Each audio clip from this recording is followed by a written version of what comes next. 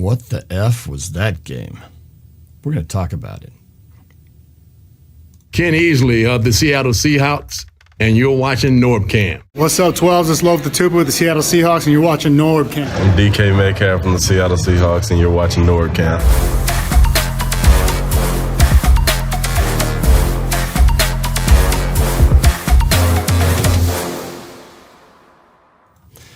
All right, what's up, everybody? This is NorbCam coming at you day after the debacle. That was the Seahawks-Rams game yesterday, losing 30-13.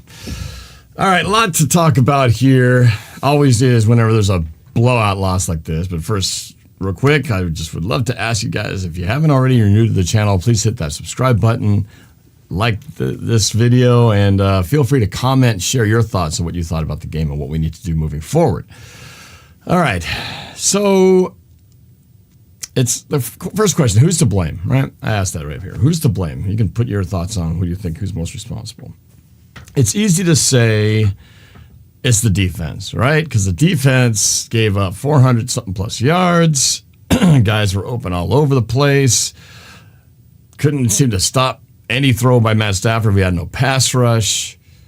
Those are like the glaring, obvious things that jump out. But let's just back up for a second. All right, so at the half, the Seahawks had the lead. We were up by 1. It was, what was it? It was up by a touchdown. It was 13-7, if I'm not mistaken, right? And so we were ahead. If you were to stop at halftime and go, okay, how are we doing? I remember thinking, okay, this is a good game. We should have scored them field goal more. We should have up by 3, but we also got lucky because we blocked field goal and they missed their own. So it was like, okay, it was all even. And I looked at the stats. Time of possession, yardage, everything was about equal. So you would have thought at that point, were you guys feeling like this was a horrible team? Was our defense terrible?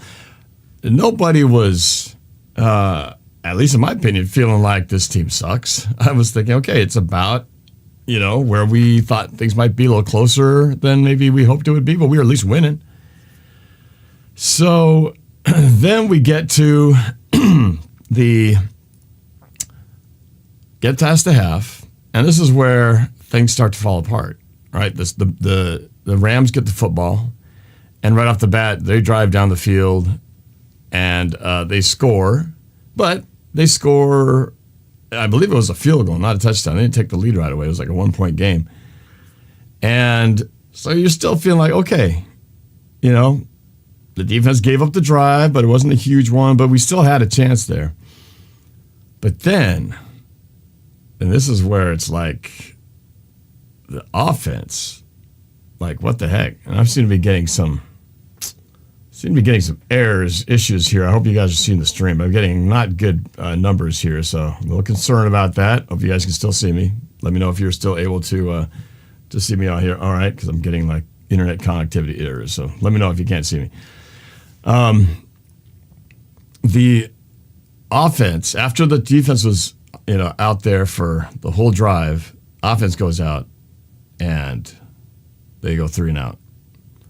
So the defense, after being on the field, and right away I thought this right away. I thought, okay, we need to answer because the defense just was on the field for an entire 5+ minutes, almost 6 minutes on that drive. And that's kind of how the first half was. It was drive, Seahawks drive, field goal. Rams drive for 5 minutes plus, touchdown. Seahawks drove for a long one, they get a touchdown. It was like back and forth, like exchanges. It was like every team's possession was a long one. And it was like, wow, this first quarter was made up of 2 possessions.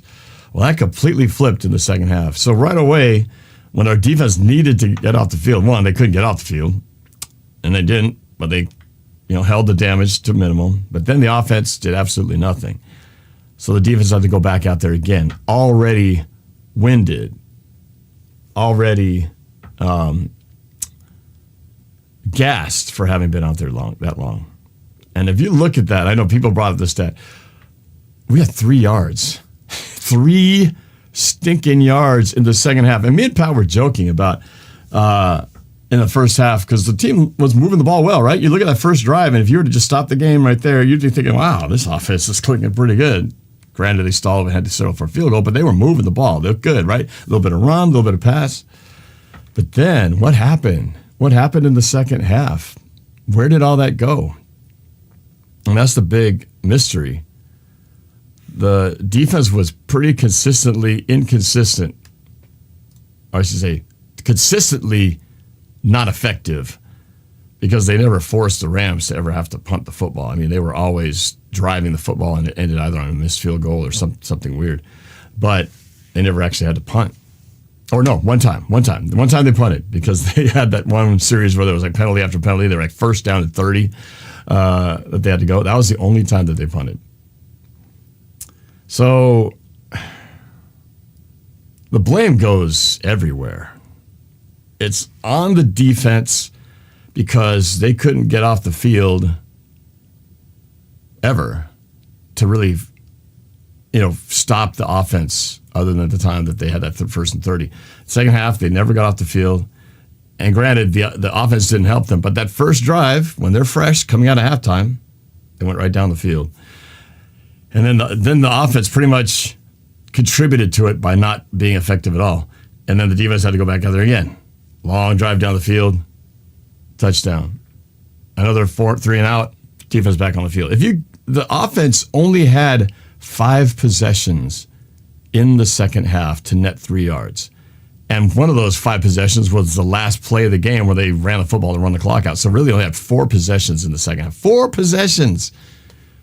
You can't, and the reason they didn't have 4 3 and outs is because they had one pass interference call that bailed us out to go one more series of basically a 3 and out. So you can't win a game when your offense doesn't do more than a 3 and out. I mean, they basically never got a first down in the second half on their own. That is terrible. The defense sucked bad too, but when your offense is that bad, I mean, I don't care what team you got on defense. If you keep putting a 3 and out there, that defense is eventually going to get wiped out. Now, it's a back and forth thing. If you have a good defense, let's say, the other team goes down the field, scores, your offense goes 3 and out. Well, if your defense can make a stop, well, then maybe you give your offense more opportunities. So it kind of goes hand in hand. Defense has got to get off the field on their own, but the offense has got to give the defense time to rest. At least that's what they did in the first half. They did give the defense time to rest in the first half, and they were more effective. But as soon as the offense suddenly couldn't do anything, the defense was what they were in the first half, but tired and worse. So then it comes down to then there's the blame. So there's the blame game. And there's been a lot of talk about the meltdown at the end, where the DK Metcalf, boneheaded, unsportsmanlike, and then there was Quandre Diggs. Pat and I had to debate whether that was truly a penalty. I think it was a frustration foul. I think it happened after the whistle, but Pat thought it was still during the play before it was over. But nonetheless, I think it was a little acting job also by the Rams. But they were in our heads at that point. And really, for all intents and purposes, the game was over. I mean, technically, it was a 2-touchdown game. But come on, we hadn't had a first down in the entire game. It wasn't going to suddenly just turn around when we hadn't done jack the entire second half. So to me, that whole meltdown at the end that's just frustration when they realize how bad they've been playing. When they realize that they came in being the heavy favorites, playing in your home opener, having started the first half well, and then all of a sudden not being able to do anything. Yeah, of course, everybody would be frustrated. DK obviously just couldn't control himself, which is stupid anyway. But I'm willing to look past that because that didn't lose the game for us. We had lost the game well before that point. And I don't think there's going to be like a regular thing every single game, hopefully. But it goes back down to, if you were to look at the first half and go, okay, that wasn't terrible. I would have taken that first half and let's just redo the second half. I would take that, right? If you can go back in a time machine and someone were to say, okay, let's just go back in time to the second half start. And would you be okay with the way the first half started? 6-point lead, right? You'd think that's not a bad place to be. Or worse, if the Rams come down and score a touchdown, you're only down by 1. You'd take that, I would think. And you would take the performance that we had. Because like I said, the numbers were about even at the end of the first half. So to say that the Seahawks team is just horrible as a whole, that's not true. Because we had a productive first half. The first half, the team was actually fine, given how they were playing against the Rams. So what happened? What went wrong? So this is where I put a lot of this second half failures on the coaching staff, because whatever the Rams did, they made adjustments in the second half, and Seattle didn't counter, because the Rams just kept doing the same thing over and over and over and over again. And it's the same thing that they did. It was like watching the 49ers wildcard game. If you recall the 49ers wildcard game, we were ahead in that game too by, I want to say, a point. I mean, it was something 1 or 2 points. We had a field goal at the end to take the lead going into the half. And you felt pretty good about that game, right? Same thing, except we were up by 6. But what happened after that? The 49ers went down the field, scored. I think they took the lead at that point. And then I think we threw an interception, which luckily we didn't throw any turnovers. That's a bright spot. But then after that, it was like the whole thing fell apart. And so there seems to be this pattern of second half collapse that dates back to last year. So why is that? What's not happening in the second half that's causing the offense to suddenly become completely inoperable and leaving the defense to basically twist in the wind, gassed and with no ability to stop anybody? So I believe a lot of this is on the coaches. They're not making adjustments to what the opponent is doing. And so how do you fix that? How do you, because if a team is bad, right? If you all say, oh, Seattle sucks, everybody's first reaction is fire Pete Carroll. I saw it in the chat already, and this is going too fast for me to really read all this. Everybody's saying, fire Pete Carroll, he's too old. Lose Geno, he sucks. He's overrated. This is the real Geno. All this kind of stuff. But again, they didn't suck the whole game, right? They sucked the first half, but what happened in the second half? And I looked at a lot of the plays that Seattle was running the second half, and I didn't like the play calling. Too many bubble screens. I joked, and I've been joking about this for years. The Seahawks, for whatever reason, cannot run a screen. They can't run a screen to the running back. They certainly can't make those bubble screens work. They never have the right blockers in front. They lose 1 or 2 yards instead of gaining, with the whole idea is to gain 4 or 5 yards. It just doesn't work. So either you accept the fact, you can keep trying and hope something changes. But to me, it's like, it's not working. For whatever reason, you guys can't do it. And if you haven't fixed it by now, you're not going to fix it in the middle of the season. So throw that away. Go to something else and stop running the stupid play that doesn't work. Stick to what you're doing well. We were actually running the ball well.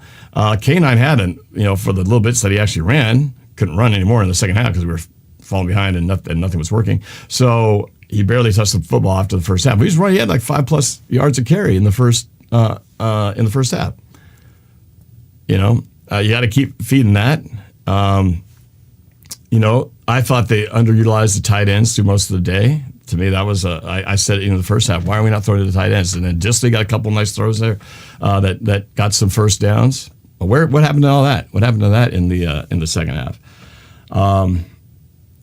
I think here's the thing that's the most shocking and disappointing to me, right, is everything that happened in the draft, right?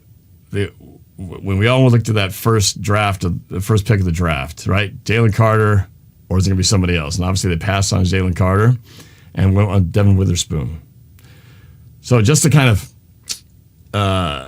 even more look closer at how badly so far that choice has worked out. Well, Devin Witherspoon isn't even playing because he's been hurt this whole 2023 campaign, so he's not even on the field. Jalen Carter, in the meantime, had a sack, multiple pressures. I mean, he had like one of the best interior lineman stats for a rookie in a long time. So at this point, right now, it's Eagles 1, Seattle in terms of how that draft pick has worked out. Now, that could change. Devin Witherspoon will get on the field at some point, and hopefully he will make the difference that we're hoping for. But even that said, going into this, we all were talking about how, or at least I was, I think most people were saying how Seattle has spent so much investing in their secondary that we've got a great secondary, right? The linebacker Bobby's back, Jordan Brooks is back, our biggest concern was the defensive line. I was mostly concerned about the middle of the line, a little bit concerned about the pass rush, but mostly about the middle.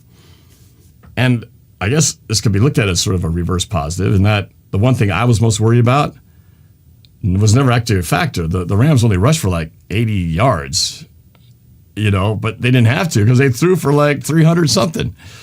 So on the bright side, we didn't have the problems that I thought we were going to have to worry about. And instead, they exploited the part of our defense that was supposed to be the best thing that they had built, which was our secondary. But they just kept doing the same thing over and over again. I was agreeing with Pat that these receivers were running unabated from the line of scrimmage into these little spots. They would run a guy deep to take the safety out of the spot, and then they would just throw a receiver, put him right in the zone, somewhere between the linebackers, off the corner in that middle of the field where nobody was. And they had no answer for it. So is that a lack of talent? Did we just invest in all these defensive backs that we've been talking about? Michael Jackson, Trey Brown, Quandre Diggs, Jordan Love, Julian Love. All these guys that we were just pretty excited about.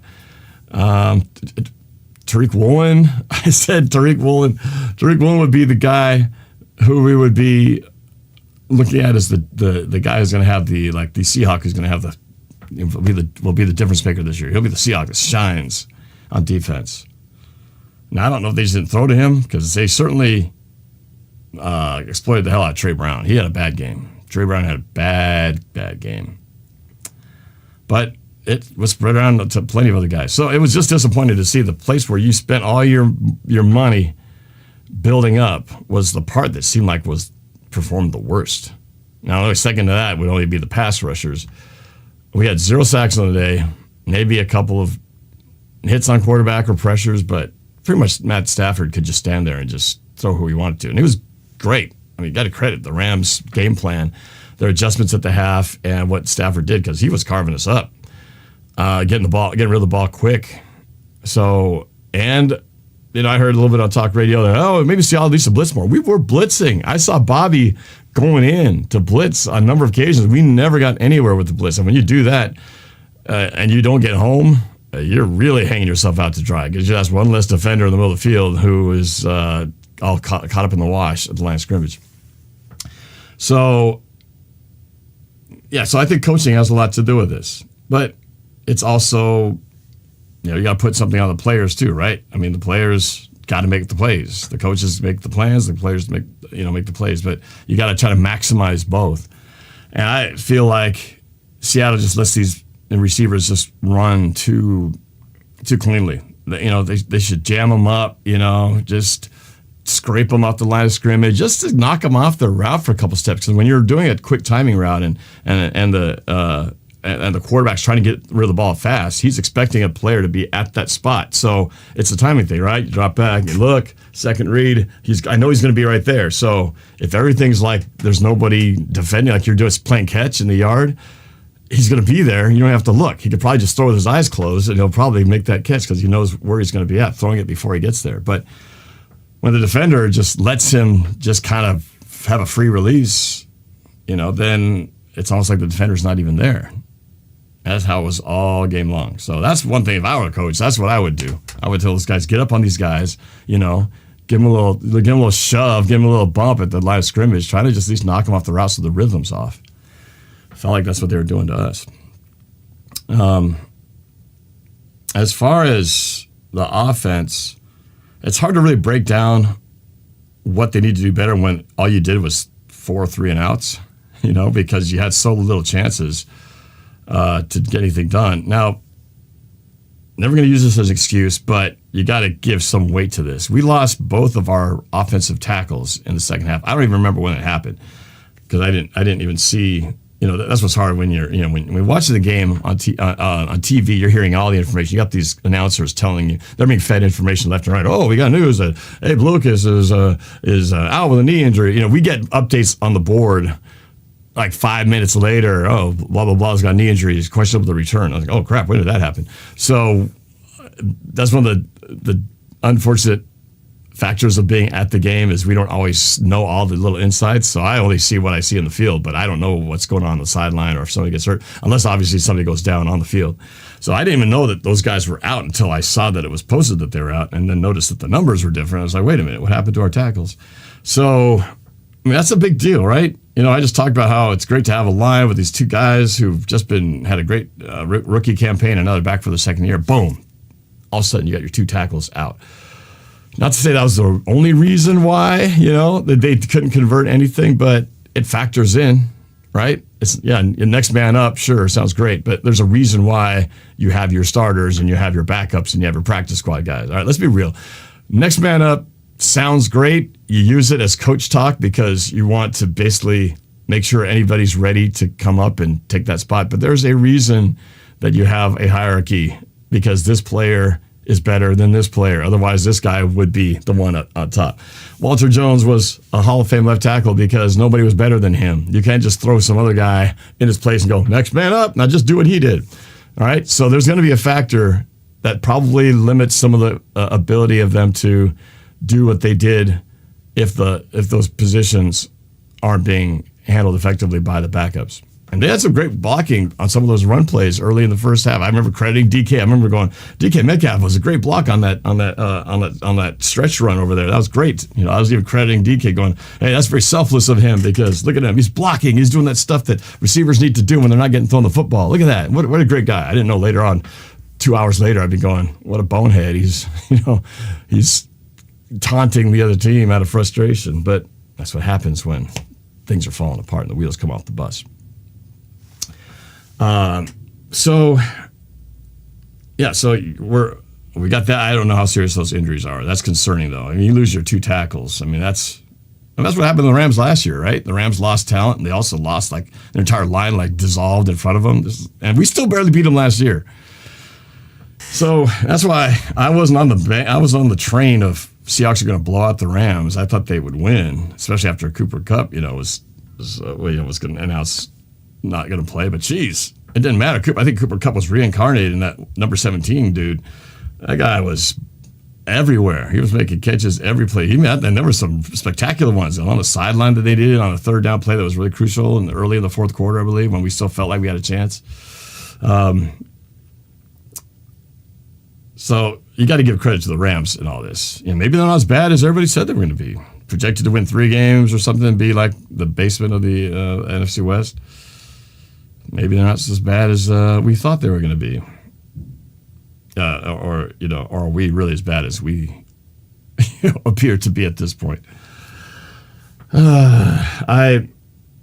It's frustrating. It's funny. I wasn't mad afterwards. I think what would have been, because I've always said, which is worse? Would you rather get blown out or would you rather lose a game with 30 seconds left on a play at the 1 yard line that you should have won, and then you made a boneheaded mistake, whether it's an interception or let's say it was 3rd and 2 and DK Metcalf gets the unsportsmanlike in a game that's a field goal game, and then we would have lost by a field goal or by 1 point. I would have been much more mad emotionally because of the fact that we should have won the game. But it's a lot easier to not be so mad when it was just like, man, we just got owned in that game. But then you start looking big picture, and it's more, I think, demoralizing when you think, God, is this what our team really is? Or is there still a way out of this? So I guess why I want to hold on to the positive is that if you look at the first half, again, I go back to that. The first half, our team was actually playing pretty decently. Essentially, we had no more stats offensively after the first half. We literally played one half of football, and the offense might have just stayed in the locker room. But for that first half they played, they did look pretty good. So they got to figure out how to hopefully start like that again, where they can start pretty decently. But how do you carry that into the second half? So, like I said, my personal feelings are you got to use the tight ends more. You got to, you still got to stick with the run, but just freaking throw those screenplays out. Bubble screens, just take that out of the playbook, rip it out, crumple it up, eat it, throw it away, whatever you got to do. But I don't want to see another screenplay until they know how to run it. That's my feeling, because that play is dead. That's dead as soon as they run it. It's a -1 -2, -3 until they learn how to run that in practice or whatever. Just throw that play out. Do what is working for you. A play that people aren't talking about because it wasn't spectacular, but it could have been. The double reverse flea flicker. Oh my God, a missed opportunity. I don't know if you guys saw it. It didn't show up on, you wouldn't have seen it on TV unless on the replay, they showed the big picture. But it was a brilliant play, and Bobo was running a post pattern. What happened was I was watching the game. The guy in front of me stood up right at the point of the double reverse. So once Gino got the football, I couldn't see what he was doing. All I saw was to my left, and I saw Bobo splitting defenders. The two safeties were off. He was running wide open. And I was just waiting for the ball to come to him because Bobo, he's open. And then it said, the guy I finally stand up and I see Gino running out of the sideline. It's like, oh my gosh, the guy, I don't know if he just ran out of time or he didn't see him or what, but I thought that was the play. I thought that was the intended receiver, and for whatever reason, Gino didn't throw it. He was wide the freak open, and that would have been we got positive yards. He scrambled for 6, but that was a touchdown at Bobo. I mean, that would have been one of those kind of momentum setting type games. It could have changed the whole feel of the game if we had actually pulled that play. And I don't remember what happened on that drive. I can't remember if we scored a field goal or what happened. It was in the first half. Things were still going good. But man, I don't know if you guys saw it on TV or not, how that looked, or if they talked about it, but he was so open. I was so bummed that they didn't hit on that one. And then when people would have gone crazy for Bobo making that touchdown. Anyway, that was a missed chance.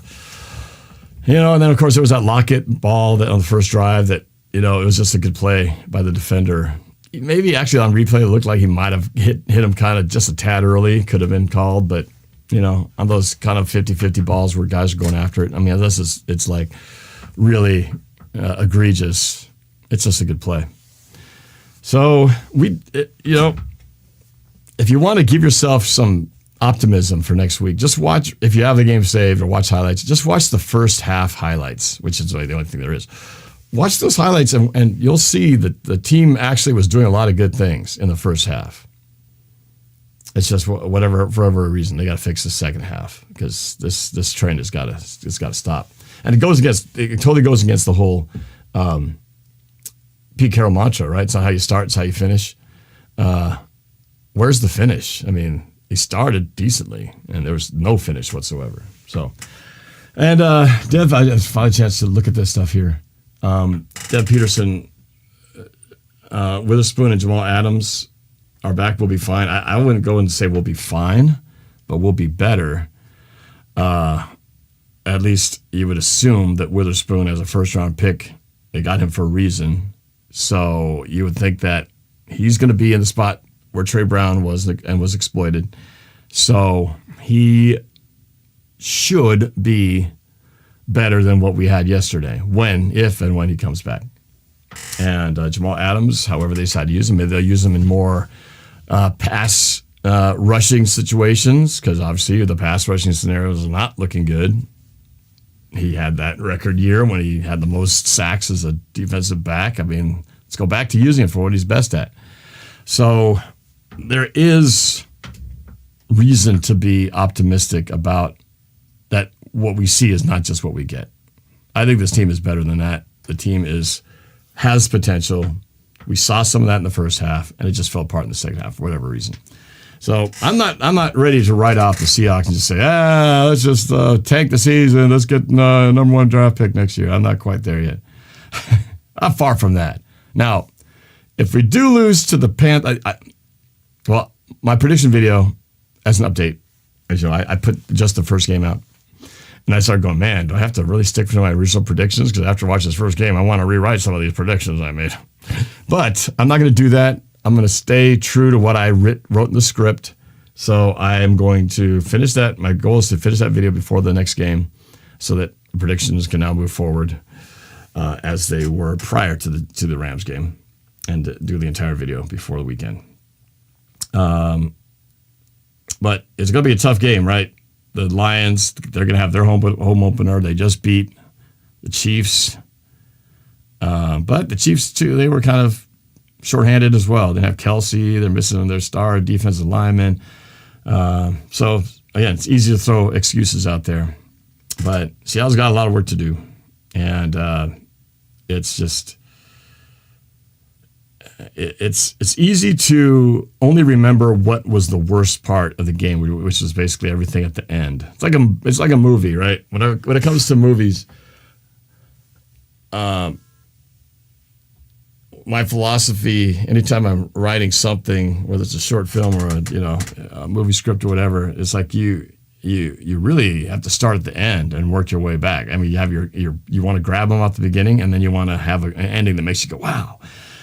So you want that ending because that ending is the last thing you remember. A lot of times a movie might be great for the first 3 quarters and it has a crappy ending and you just go, that movie sucked.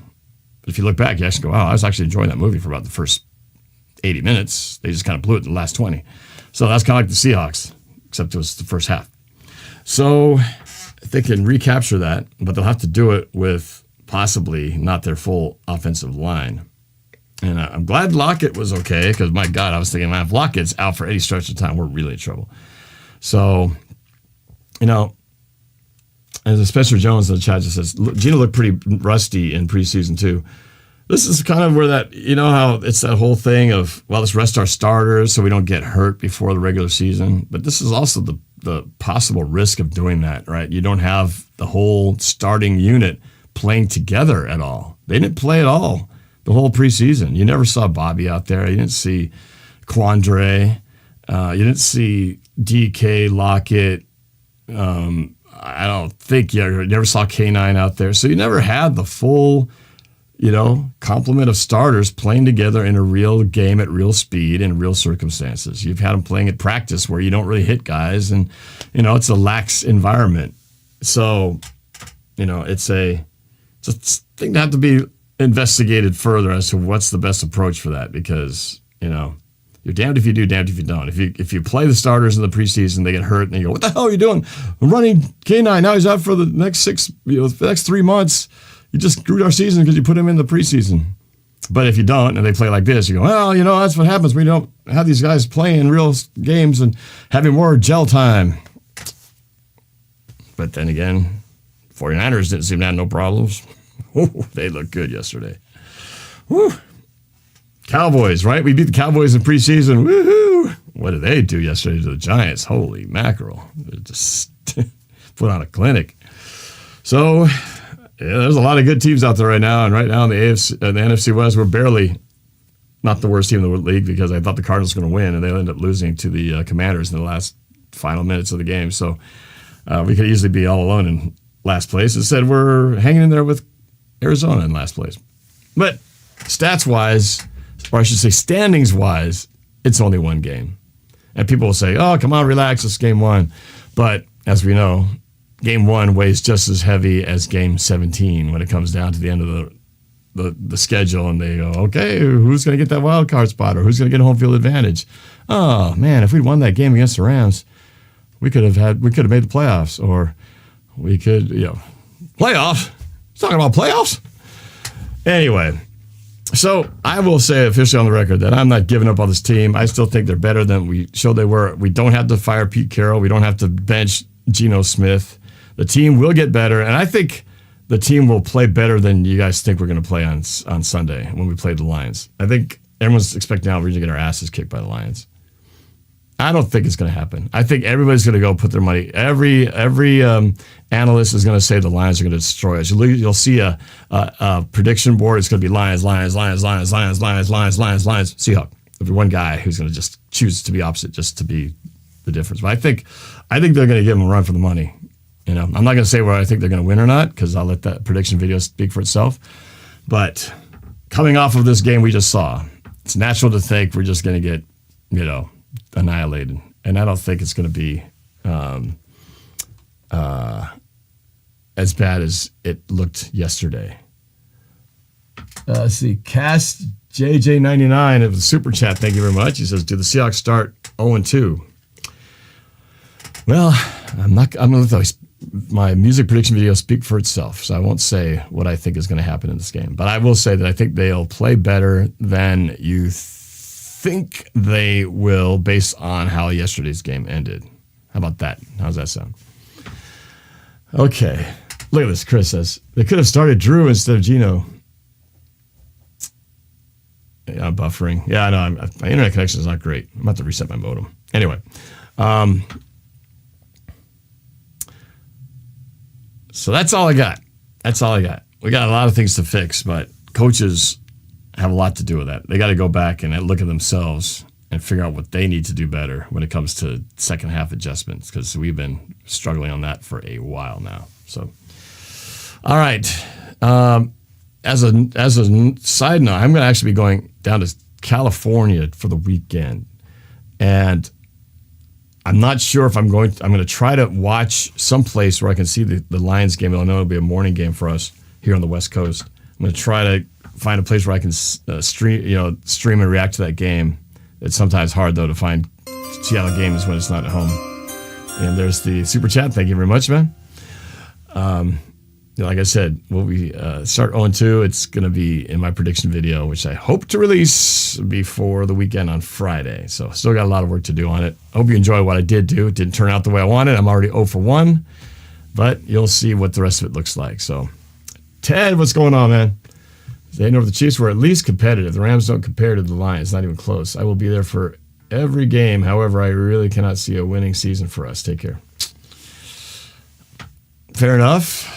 Again, if you looked at the first half, we were competitive. We were actually winning. People seem to forget. You only look at the final score, but it was just that second half where just things. I still think we're as bad as we ended up looking like. I'm just saying. I think we'll be surprised that we'll bounce back from this better than it looks right now. All right, that's about it, you guys. More videos to come. I'm hoping to do a collab with a couple of fellas from the Discord to do further breakdowns, get their thoughts on this game that we just watched. And if you aren't a member yet, please consider joining my Discord. I just did a giveaway with some free merch in a contest. We'll be doing that again later this season. So if you want to be part of that, if you want to be part of other fun things that we do between games and during games, it's a fun community hangout with the NorbCore Discord. So go check it out. Again, the link is right here. It's also in the description of this channel. And again, don't forget to subscribe if you haven't already. Hit that like button. Feel free to comment with your thoughts on the Seahawks. These are just mine, and we'll see. I guess for me, I get to have the luxury of having this opinion of mine on the record on YouTube, so people can look back and go, "Boy, what an idiot, Norb! Look at what you said," and boy, that was completely not true. Or they could, in Game 17, go, "Wow, Norb was right. Look at us." NFC champions. No, well, so we'll see. That's why they play the games. But man, that one stunk for sure, in every way possible. At least the way the second half went. But there is always hope. That's it, guys. The game tonight. The Jets game. Aaron Rodgers making his Jets debut. Who do you guys have winning that game? Let's see. What's the line say? That's a good one.